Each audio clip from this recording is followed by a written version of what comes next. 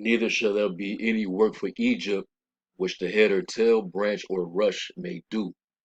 Isaiah 19 and 15. I want to give all praises, glory, and honor to Yahweh Bashim Yahweh Shai, Bashir Rakakwadash.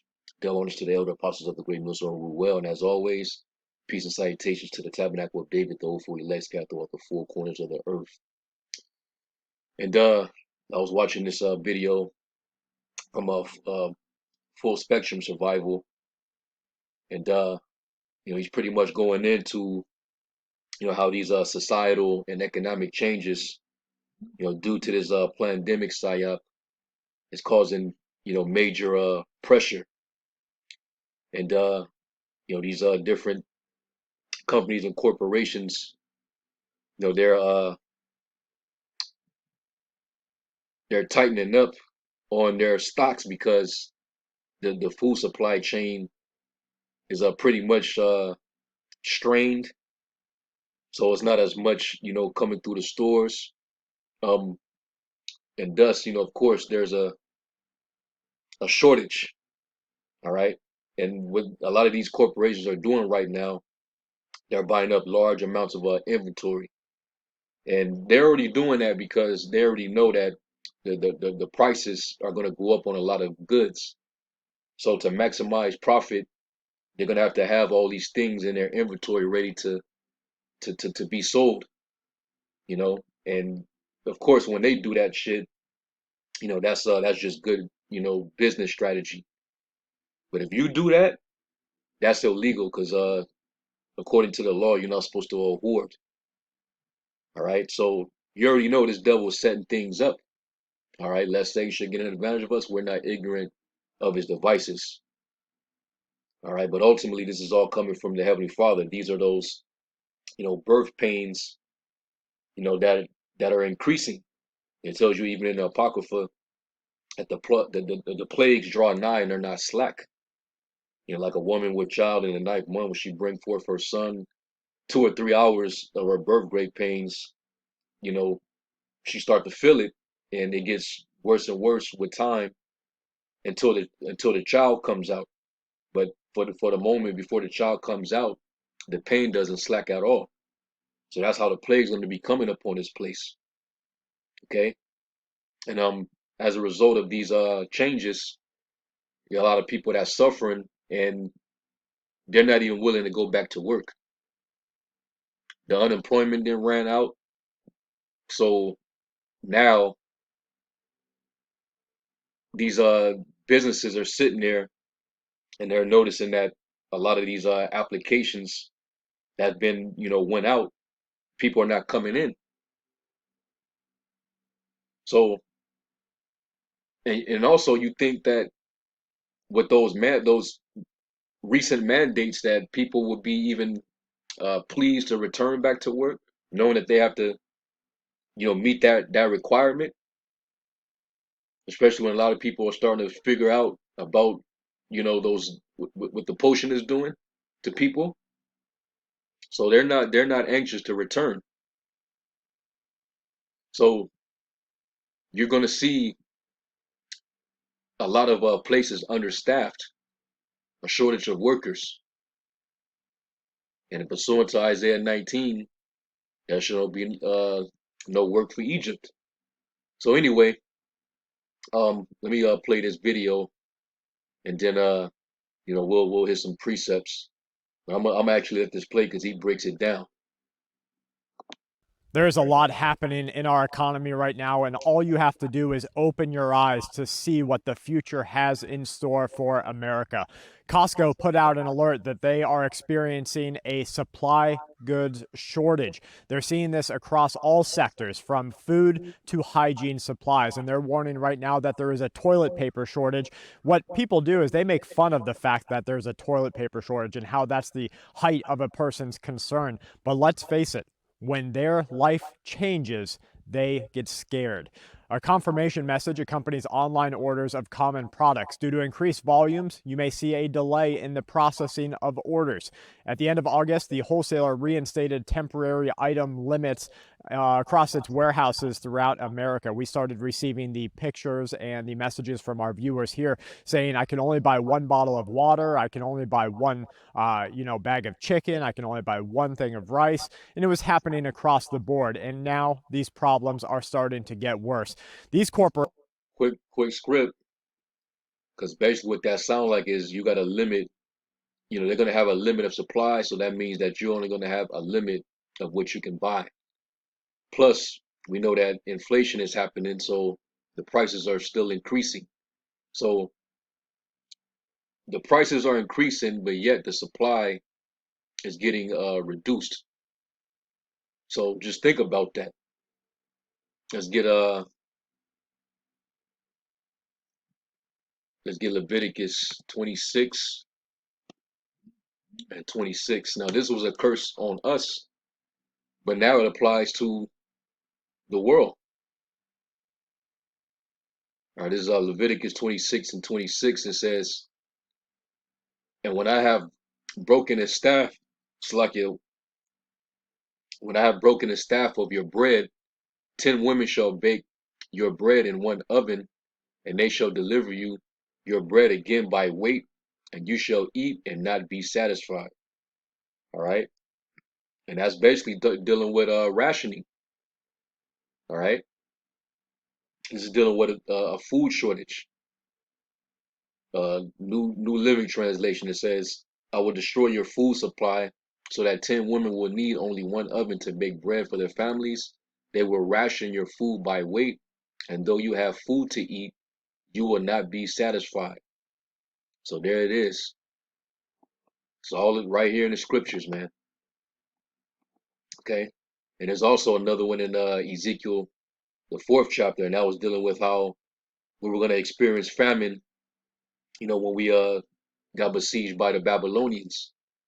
And Ezekiel gave that warning that those of us that are that's hearkening, you might want to go ahead and gather together, some grain and whatever you need, for a certain amount of supply, because it's going to be a famine. Okay, and food shortages causes famine. So this is what's going on. So let me get back to the video. corporations are expected to make record profits, and yet they're limiting your ability to stockpile. They've turned stockpiling into a negative word, but what it is you getting ready for the future of America. Walmart is another telltale sign of where this economy is going. They know that there is. Oh, and another thing, because basically we all know that this is all set up by design. I mean, that damn witch, Chlamydia Harris, she had made a remark last month. She said, you better start buying Christmas presents. And she was alluding to this, this supply chain uh situation. Because maybe they're gonna try to lock shit down again. We know that these devils, they play mind games with the people, already knowing what's in the agenda, what's already in the plan. So she made that remark, about a month ago. Okay. So they're ready, they finna, set this thing up. And remember, they want to have it to where people are not working, people don't own shit. Remember the slogan from the World Economic Forum: "You will own nothing, and you will be happy." This devil want to make it to where all these corporations that they own and run basically is doing all the distributing.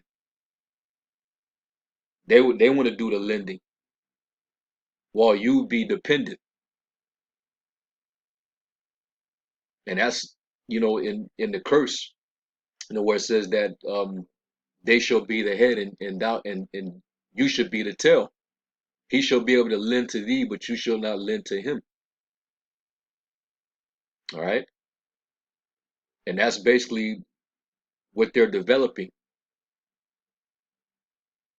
With there's no self-sufficiency. So you're gonna have to go to them for the one of all things. Just like we're under that curse. We gotta go to our enemies for the one of all things. Well, the world is under that curse now. They have to be under that condition because of this devil's greed, and desire for power and wealth. He can never be satisfied, man. Okay, so it's not hoarding when they do it, and they can sell it at a high price and get profit. But if you do it, it's hoarding, it's criminal. But this devil gotta go, man. But let's continue. Limited chance that a person's going to have the ability to pay for their goods in just a couple of months as this financial crisis continues to worsen. And in a first that shocked the entire market, Walmart has stopped all layaway orders for the year 2021. There will not be a single layaway throughout Walmart, throughout the entire nation in 2021 because they fear that people putting goods away will not be able to pay for them by the time the holiday season comes up. A staple of holiday shopping won't be available this year, warns news outlets. No Walmart stores in the United States of America will be offering layaway, according to reports. In the past, Walmart offered these from August to December. Let's face it, the majority of America is struggling to make ends meet each and every single month. And because of this, they still want to get goods for their children.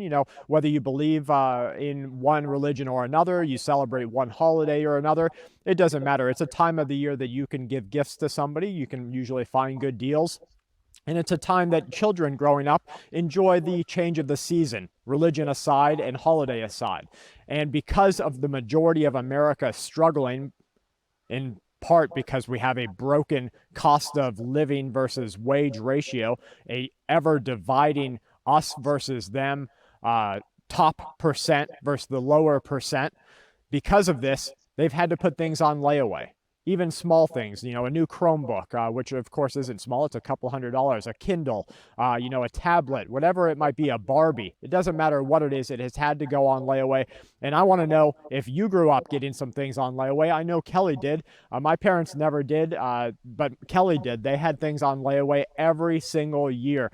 And this would have made a massive impact in her ability to receive those goods during the holiday season. Let me know if you've experienced that and how you think that's going to shape or change the children's expectations of what we're seeing this year. And as those children become saddened or depressed and the parents start to realize that this is a bigger problem than just their household, where is that anger going to turn toward? Where is that anger going to lay when they say, this is your fault? This is someone else's fault for this larger crisis. Instead of layaway, Walmart is shifting to an interest, that is the suspicion, an interest-based payment program where it's like little credit cards.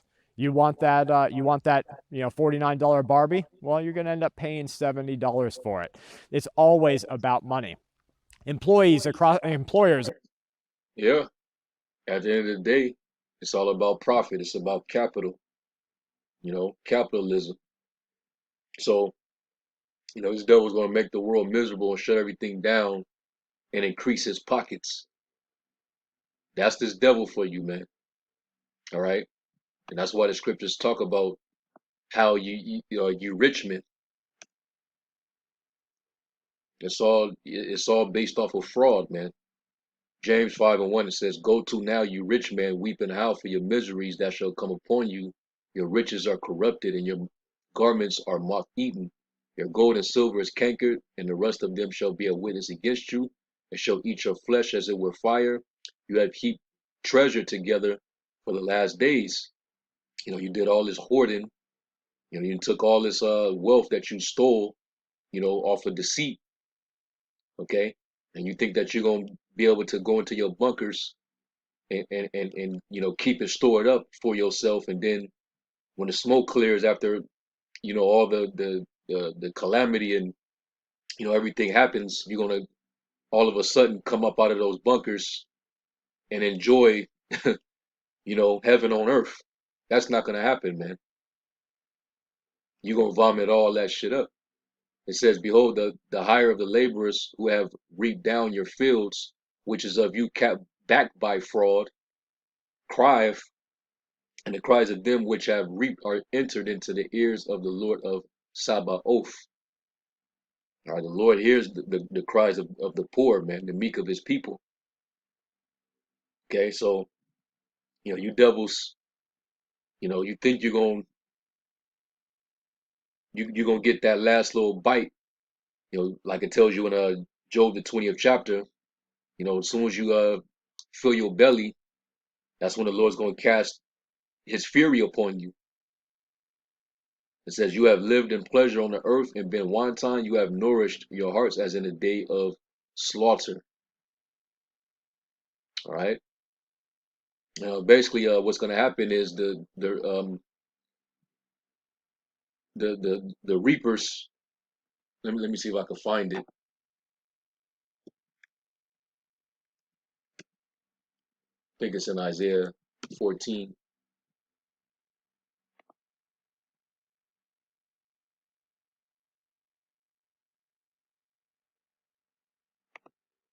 I hate when a blue letter do that.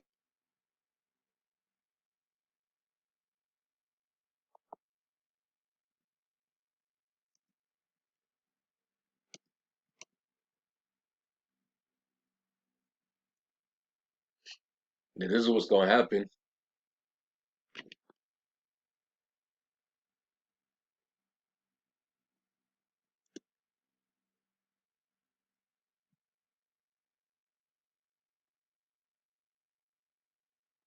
Okay. So like I thought it was in Isaiah. It's actually in Amos.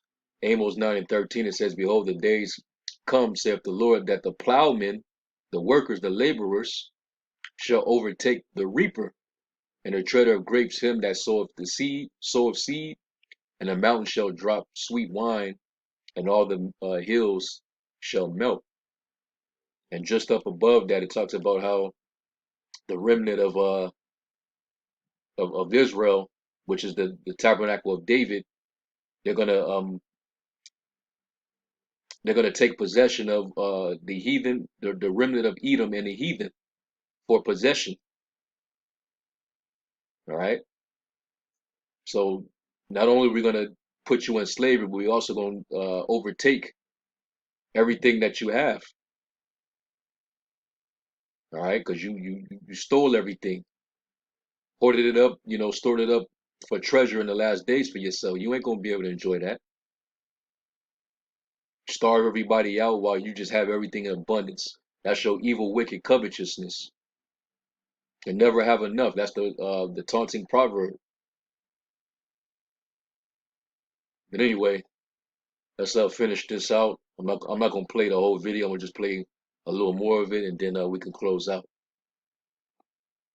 Across the United States of America are crying what could have caused this after their expectations were torn away with the ending of unemployment benefits that they thought was going to send low-income workers back in droves to the marketplace. They thought the employment marketplace was just going to turn right around, and I've heard it here on this channel by commenters over and over again. If they'd stop giving the unemployment wages, these people will get back to work finally.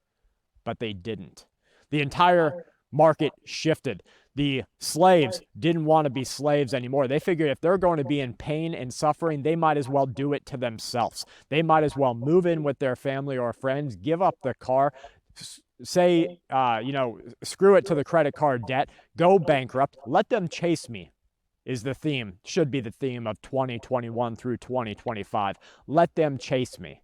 And that's exactly what's going to happen. Nobody went back to the workplace in the larger United States. Reports show that as emergency unemployment benefits in the U.S. expired now weeks ago, employers who expected an increase in job applications are still waiting for them to show up. This hasn't happened, according to employers across industries. This is one individual, Richard Walquist, I'm probably butchering his last name, president of the American Staffing Association, the country's largest recruitment group. This hasn't happened, and this is a quote. People who have been on the sidelines, by and large, have stayed on the sidelines. That means they haven't gone back to work. Nothing has changed in regard to the benefits that have fallen off, and the need for people continues to grow. Even this individual, with the largest staffing organization in the United States of America, cannot find employees. At this report, he was looking for 10 temporary workers to help at a conference in Denver, Colorado, paying $25 an hour. So far, he could only find 2 people. Kelly and I have reached out to people for insulation. We've reached out to people for, hanging fence, because we figured, well, we need the help in some areas. What could we do to help, local people who need that help? And nobody wants to do it. This is part of a larger contagion. This is part of a contagious rebellion against work. The problem here is that as people continue to rebel against work, your prices continue to go up, your shortages continue to happen, your quality continues to decrease, and things get largely worse across the United States. And that's a recipe for disaster. Because if that many people are not working and the prices are going up, how are these people getting their wages? How are they earning their living? You already know what's going to happen next. Crime. People going to get desperate. And thus, Second Ezra, the 15th chapter, 16th chapter. Let's go real quick. So you see where this is all going. Now let's go to Second Ezra 15. In Second Ezra 15 and 1, it says, Behold, speak down in the ears of my people the words of prophecy, which I will put in thy mouth, saith the Lord, and cause them to be written in paper, for they are faithful and true. Fear not their imaginations against thee, let not the incredulity of them trouble thee that speak against thee. For all unfaithful shall die in their unfaithfulness. That's our people, and that's bulking up against this truth.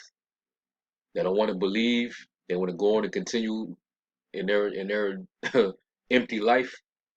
Let them. It says, Behold, saith the Lord, I will bring plagues upon the world, the sword, famine, death, and destruction. So ultimately, the Lord is orchestrating all this because he's punishing the world for their evil. So they're going to suffer. The people that's going to be all right is his chosen, his elect. All right, he's going to make sure his servants eat in the time of famine. They shall be satisfied in time of famine.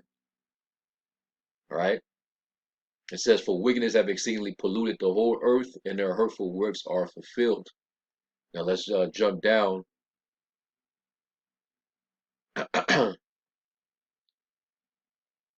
Verse 14, it says, Woe to the world and them that dwell therein, for the sword and their destruction draweth nigh. One people shall stand up and fight against another, and swords in their hands.